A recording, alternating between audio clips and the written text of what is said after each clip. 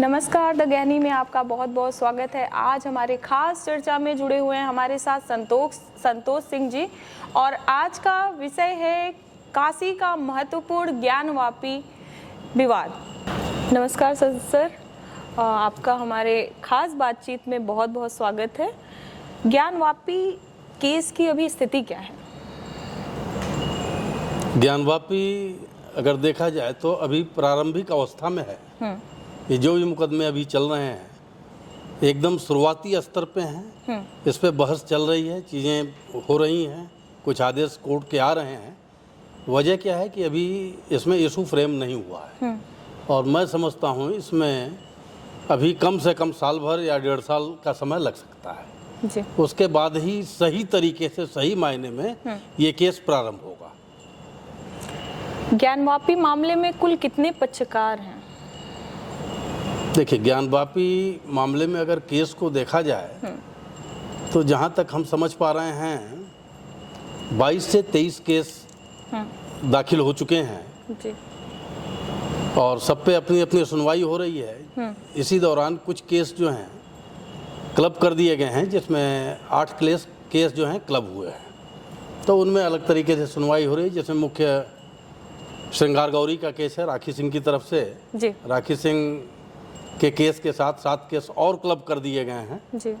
वो अलग अलग मुकदमे हैं, अलग अलग डिमांड हैं उनमें, तो वो चल रही हैं। भाई मुकदमे चल रहे हैं, एकदम शुरुआती दौर में, इनिशियल स्टेज में काम हो रहा है। इस केस में पुष्पेंद्र कुलश्रेष्ठ जी की क्या भूमिका है? पुष्पेंद्र कुलश्रेष्ठ जी।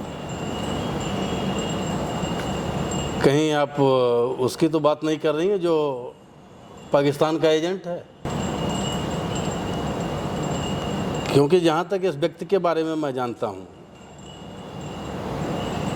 मैंने इसे बुलाया भी था, लेकिन ज्ञानवापी केस में इनकी हैसियत जो है स्पष्ट तौर पे कुछ अधिवक्ताओं के द्वारा मिल करके ज्ञानवापी केस को हाईजैक करने का प्रयत्न किया गया जी। और पर्दे के पीछे से ये आदमी काम कर रहा है। अच्छा। और देश में दंगा फैलाने की बात हो या कुछ भी हो, क्योंकि जब आदमी कहता हो कि जिंदा कौमें अदालत की बात नहीं मानती हैं, तो निश्चित तौर पे न्यायालय के विरुद्ध भी आदमी को भड़काने का प्रयास किया जा रहा है जी। क्योंकि देश के संविधान को और न्यायालय को अगर देशवासी नहीं मानेगा तो आखिर कौन मानेगा? जिंदा कौमों का मतलब ये तो होता नहीं है। जहाँ तक मैं समझता हूँ जिंदा कौमें वो होती हैं जो अपने राष्ट्र का सम्मान करें जी। और अपने नियम कानून को माने, और जो नियम कानून हमारे अगर गलत भी बने हुए हैं तो संवैधानिक तरीके से उसका निवारण किया जाए, उस पर आगे बढ़ा जाए। तो इस केस से उनका जुड़ाव कैसे हुआ था? ये आपको बताया ना, कुछ अधिवक्ताओं के माध्यम से मिलजुल करके इस केस को, ज्ञानवापी केस को हाईजैक करने का प्रयास किया गया। और ज्ञानवापी केस में निश्चित तौर पे इनका मसला सिर्फ यह है कि कितना समाज से धन की उगाही की जा सके, इसके अलावा उनका कोई काम नहीं है। क्योंकि इंडियन इस्लामिक कल्चरल सेंटर का आजीवन सदस्य है वो व्यक्ति, जहाँ तक मैं जानता हूँ 1289 मेंबरशिप नंबर है।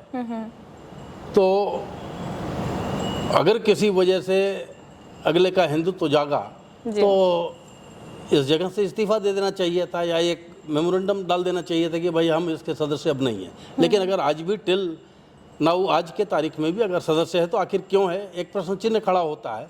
और समाज को इस विषय पर बात करना चाहिए और आप पत्रकारों को भी इस विषय पर सोचने और समझने की ज़रूरत है कि कौन क्या है क्या नहीं है, ये समाज के सामने आना चाहिए। बिल्कुल। कैसा सर्वे हुआ था ज्ञानवापी मामले का, जिसमें एक वीडियो लीक हुआ था, वायरल हुआ था, वो मामला क्या था?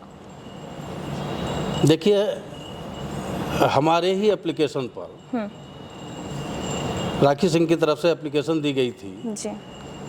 लोकल कमीशन कराने के लिए। सर्वे जिसको कहते हैं वो सर्वे नहीं था, शुरुआती दौर में लोकल कमीशन हुआ था जिसमें एडवोकेट कमिश्नर नियुक्त थे। तो उन अदालत के ही माध्यम से पूरे ज्ञानवापी परिसर का कमीशन हुआ था, उसमें हम लोग सभी गए थे, मैं भी एक सदस्य था उसमें जी। और वहाँ पे जो वीडियोग्राफी और फोटोग्राफी हुई थी वो लीक हो गई। टाइम्स नाउ के पास सबसे पहले चलना शुरू हुआ, जिसके बारे में हम लोगों ने संज्ञान लेकर के एक एप्लीकेशन भी दिया था और सरकार से भी डिमांड किया था। ये जो वीडियोग्राफी और फोटोग्राफी लीक हुई है, अदालत के कहने के बाद भी कि ये पब्लिक डोमेन में नहीं आनी चाहिए, लेकिन उसके बाद भी वो लीक हुई, तो आखिर कैसे लीक हुई? तो इसके सीबीआई इंक्वायरी होनी चाहिए, ये हम लोगों ने डिमांड किया था, लेकिन सरकार ने अभी इस पर ध्यान नहीं दिया। इस पे कोई शक नहीं था, मतलब संदेह नहीं है कि किसके द्वारा हो सकता है ऐसा, क्योंकि सर्वे में तो किसी का नाम लेने का कोई औचित्य नहीं होता है, क्योंकि लीक तो हुआ। किसने लीक किया? जो सर्वे में शामिल था उस एडवोकेट कमीशन में, उन्हीं लोगों के माध्यम से लीक हुआ। तो ये सरकार का काम है, क्योंकि उस समय जब ये वीडियो लीक हुए, फोटोग्राफ्स लीक हुए, तो निश्चित तौर पे समाज को भड़काने का काम किया जा रहा था और पूरे काशी में दंगा फैलाने की एक सुनियोजित षड्यंत्र के तहत ये काम किया गया। और किसने किया, ये सरकार का मसला है। हम लोगों ने सरकार को विश्व वैदिक सनातन संघ की तरफ से लिखा भी कि भाई इसकी जांच होनी चाहिए। इसके बारे में हमने प्रदेश के मुख्यमंत्री को भी चिट्ठी लिखा, राष्ट्रपति को भी चिट्ठी लिखा, प्रधानमंत्री को लिखा, गृह मंत्रालय को लिखा, लेकिन आज तक उस पर कोई जांच नहीं हो पाई। जी, इस प्रकरण से आप कैसे जुड़े? ज्ञानवापी प्रकरण पे जब माननीय जितेंद्र सिंह बिसेन काशी आए हुए थे और मुकदमों की तैयारी कर रहे थे, उसी दौरान हमारी उनसे मुलाकात हुई और बातचीत हुई कि भाई ज्ञानवापी का केस है, इसको हम लोग लड़ा जाए। चूँकि औरंगजेब द्वारा खंडित किया गया मंदिर है, जिस पे अनाधिकृत तरीके से मस्जिद का निर्माण किया गया है, तो ये सनातनी हिंदुओं का है, ज्ञानवापी आदि विश्वेश्वर का मंदिर है और ये सनातनी हिंदुओं के ही पक्ष में होना चाहिए। इसके लिए मैं उनके साथ आया और साथ में मिलकर के हम लोगों ने मुकदमा तैयार किया। तैयार करने के बाद अदालत में दाखिल किया गया और हम लोग मुकदमा को लड़ रहे हैं और विश्व वैदिक सनातन संघ की तरफ से लगातार हम लोग लड़ रहे हैं मुकदमे को। और आगे देखिए भविष्य में क्या होता है, ये तो अदालत के ऊपर निर्भर करता है। हम अपने जितने भी साक्ष्य हो सकते हैं हम लोग उसको प्रस्तुत कर रहे हैं और आगे मुकदमा चल रहा है। चूंकि मंदिर परिसर तो बहुत बड़ा है, प्रांगण जी, लेकिन किस हिस्से के लिए ये लड़ाई है? देखिए अभी जो विश्वनाथ कॉरिडोर बना है उसके किनारे साइड में, जैसे ही आप गेट से 4 नंबर गेट से घुसोगे आप, तो एक बैरिकेटिंग एरिया है जो 1 बीघा 9 बिस्वा 6 धूर ये जमीन पड़ती है, जिसे 9130 के नाम से जानते हैं। इसका नंबर जो है 9130 है। उसी जमीन के लिए जो विवादित स्थल है, जिसको मुस्लिम समाज तथा कथित मस्जिद कहता है, लेकिन वो मस्जिद न होकर के मूल आदि विश्वेश्वर का मंदिर है और उसी मंदिर को वो मंदिर पाना सनातनियों का हक है और सनातनी हिंदू शुरू से ही इसके प्रयास में लगा हुआ है। एक ज़माने से इसको जानता है और मुस्लिम पक्ष भी जानता है, लेकिन वो छोड़ने को तैयार नहीं है, क्योंकि मुस्लिम पक्ष को न तो ऐतिहासिक प्रमाण से कोई मतलब है, न तो पौराणिक प्रमाण से मतलब है। उन्हें तो अपनी जिद्द है, क्योंकि ये उनकी मस्जिद नहीं है, ये महाजिद्द है उनकी। तो इस जिद्द को लेकर के बैठे हुए हैं। और आज भी जब उस मंदिर के पश्चिमी हिस्से पर आप जाएंगी तो देखेंगे स्पष्ट तौर पे मंदिर का भग्नावशेष आज भी मौजूद है। और यही नहीं, मैं आपको स्पष्ट बताता हूँ, जब मैं उस लोकल कमीशन के दौरान उस परिसर के अंदर गया हुआ था, तो वो परिसर पूरा मंदिरों की सामग्रियों से, जिसमें मूर्तियां हैं, तमाम तरह की मूर्तियां हैं, वो टूटी पड़ी हुई हैं, अच्छा, बिखरी पड़ी हुई हैं। और हम समझते हैं कम से कम 2.5-3 ट्रक तो मलबा उसके अंदर होगा। इसके बाद जगह जगह से आर्टिफिशियल दीवारें बना करके उसको घेरा हुआ है।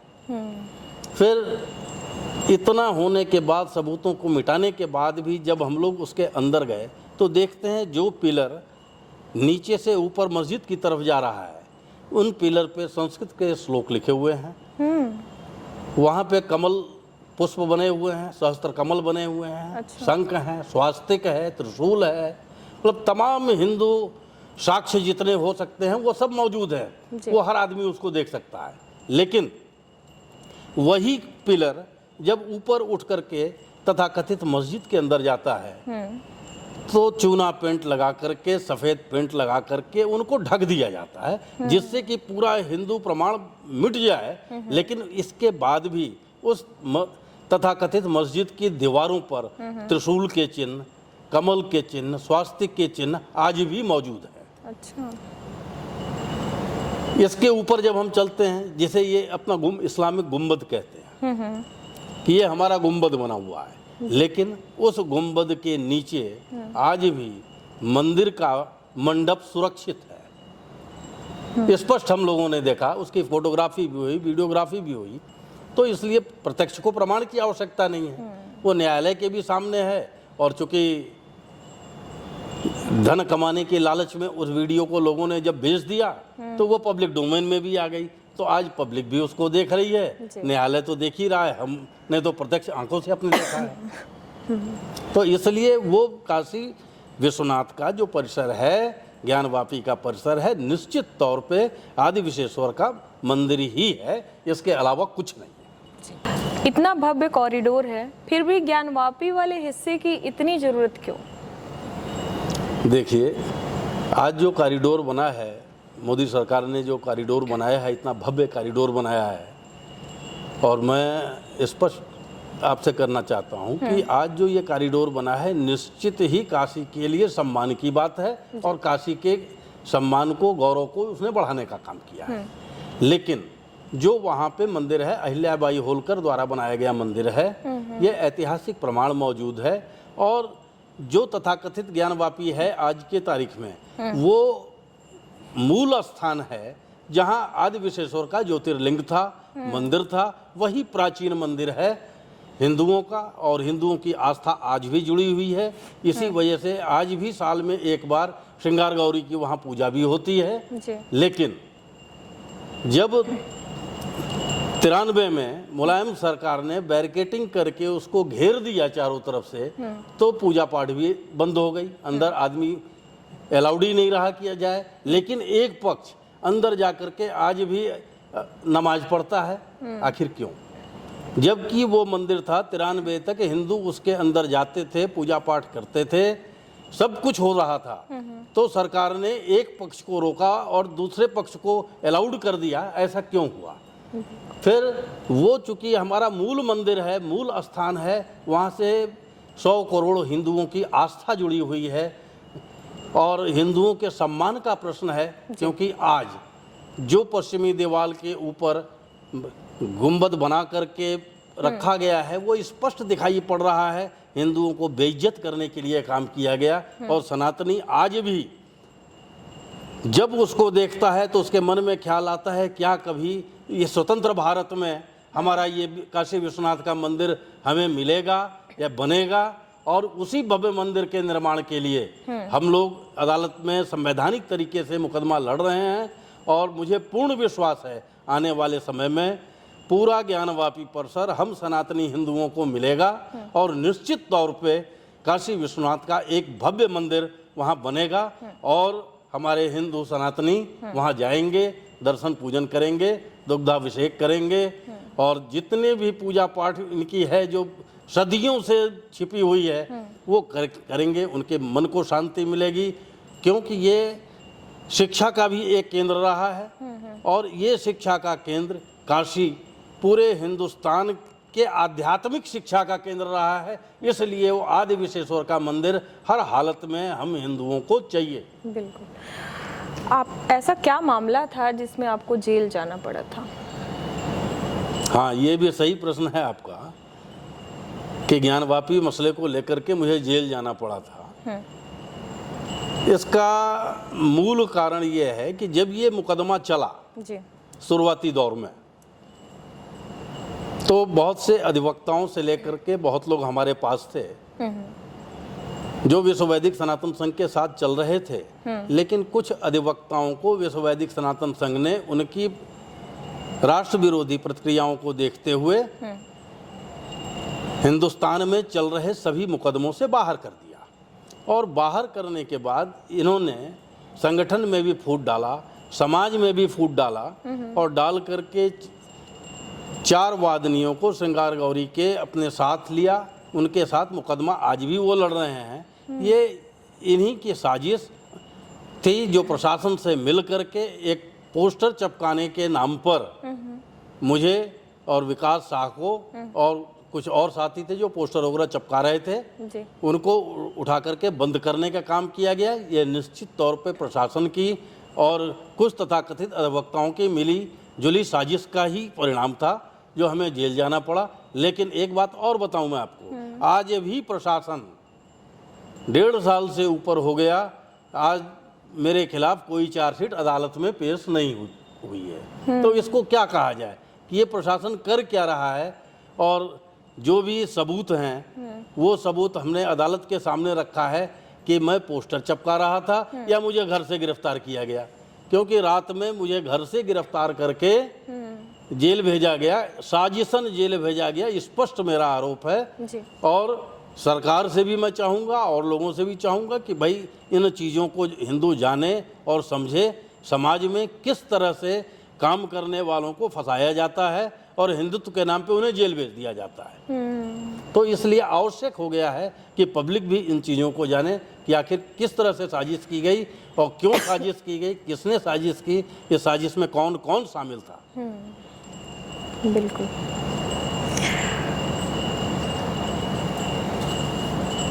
इस मामले से सामाजिक सौहार्द पर असर पड़ेगा, आपको क्या लगता है? आप क्या समाज को संदेश देना चाहेंगे अपने तरफ से? अगर संवैधानिक तरीके से जो मुकदमा चल रहा है ये चलेगा और न्यायालय पर जैसे हम हिंदू पक्ष विश्वास करके अपने मुकदमे को डाला है, पिटीशन को डाला है, क्योंकि एक मुकदमे में मैं भी वादी हूँ और वो मुकदमा भी क्लब हुआ है, लेकिन खैर वो एक अलग का मामला है। लेकिन उसके बाद भी सौहार्द तभी कायम रहेगा जब संवैधानिक तरीके से इस पर फैसला कोर्ट का है और दोनों पक्ष इसको माने। बिल्कुल। या समाज में सौहार्द है रखने के लिए एक काम हमने किया था, विश्व वैदिक सनातन संघ की तरफ से हमने मुस्लिमों को भी एक एप्लीकेशन लिखा था, एक उनको पत्र हमने भेजा कि भाई अदालत के बाहर अगर आप बैठ के समझौता करना चाहते हो तो हम उसके लिए भी तैयार हैं, क्योंकि हमारे प्रदेश के मुखिया योगी आदित्यनाथ जी ने स्पष्ट कहा कि अगर मंदिर को मस्जिद कहोगे तो विवाद का विषय होगा। बिल्कुल। और मुसलमानों को पहल करनी चाहिए, लेकिन उन्होंने तो कोई पहल नहीं किया। लेकिन विश्व वैदिक सनातन संघ की तरफ से हमने पहल किया और उनको निमंत्रण पत्र भी भेजा और उनका जवाब भी आया हमारे पास जी। उन्होंने जवाब दिया कि मैं आपके पत्र को अपने कमेटी के बीच में रखूंगा और वहाँ जो भी डिस्कस होगा आपको सूचित करूंगा।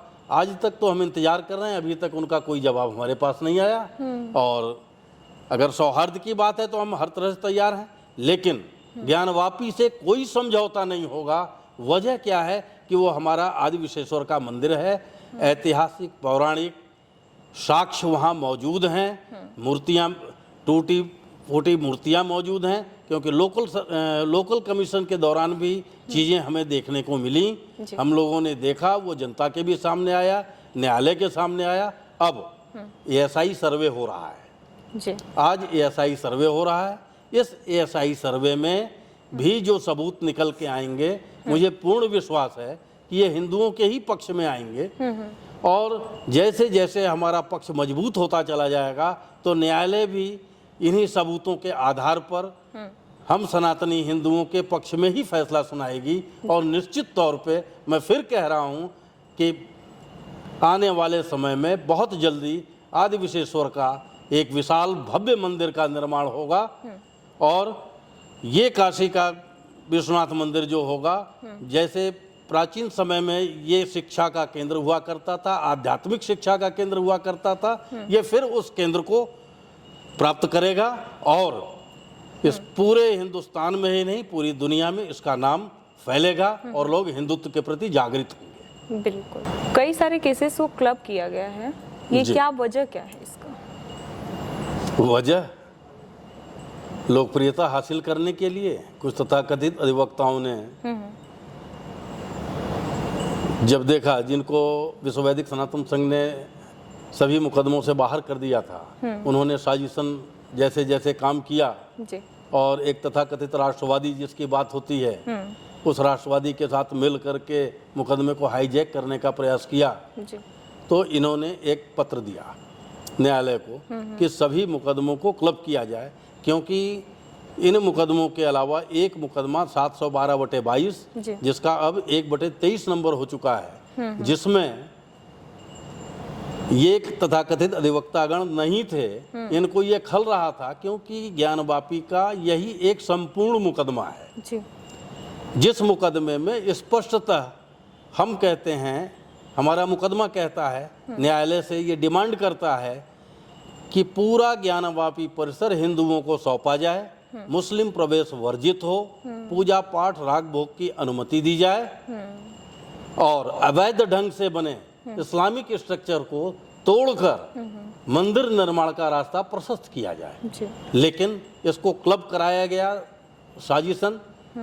फिर ये जो क्लब हुआ, राखी सिंह के केस में क्लब हुआ। राखी सिंह भी विश्व वैदिक सनातन संघ के फाउंडर मेंबर हैं जी। और राखी सिंह के केस को लीडिंग केस बनाया गया, जबकि राखी सिंह का केस व्यक्तिगत पूजा के अधिकार का मुकदमा है। अच्छा। और अगर इसको लीडिंग बनाया गया तो ये ज्ञानवापी के संपूर्ण ज्ञानवापी के मुकदमे के साथ न्याय नहीं होता है और न्याय को ताक पर रख करके न्यायालय ने भी इस तरह का फैसला लिया है, जिसके खिलाफ हम लोग अभी हाई कोर्ट जाने वाले हैं और हाई कोर्ट जाकर के इस मुकदमे को 712/22 को हम लोग अलग करने की बात भी कर रहे हैं कि ये अलग हो मुकदमा और मुकदमा मुकदमे की तरह चले, क्योंकि ये शुरुआती दौर है मुकदमों का। मैंने आपको शुरू में बताया कि अभी शुरुआती दौर में इन मुकदमों को एक साथ क्लब कर देने का कोई मतलब नहीं होता है, क्योंकि आज 712/22 एकदम स्टॉप हो गया और श्रृंगार गौरी की ही बात हो रही है। अगर श्रृंगार गौरी की ही बात होनी थी, अगर जैसे अभी सर्वे हो रहा है तो इस सर्वे में सिर्फ श्रृंगार गौरी के ही वादनियों और उनके वकीलों का अंदर जाना हुआ। अगर सभी मुकदमे क्लब हैं एक साथ चल रहे होते तो जितने भी लोग उसमें शामिल हैं उन सबको परिसर में जाना चाहिए था, लेकिन ऐसा नहीं हुआ। इसलिए नहीं हुआ कि और मुकदमों को ठंडे बस्ते में डाल दिया गया है। तो आने वाले समय में 712/22 जो मुकदमा हमने कहा, ये संपूर्ण ज्ञानवापी का मुकदमा है। यही एक ऐसा मुकदमा है जिससे हम सनातनी हिंदुओं को पूरा ज्ञानवापी मिलने की पूरी उम्मीद है और हम समझते हैं कि ये मुकदमा फिर बाहर होगा और अपने रफ्तार से आगे बढ़ेगा। जी। द ज्ञानी से मैं शिल्पी आपका बहुत बहुत साधुवाद करती हूँ। धन्यवाद। प्रणाम।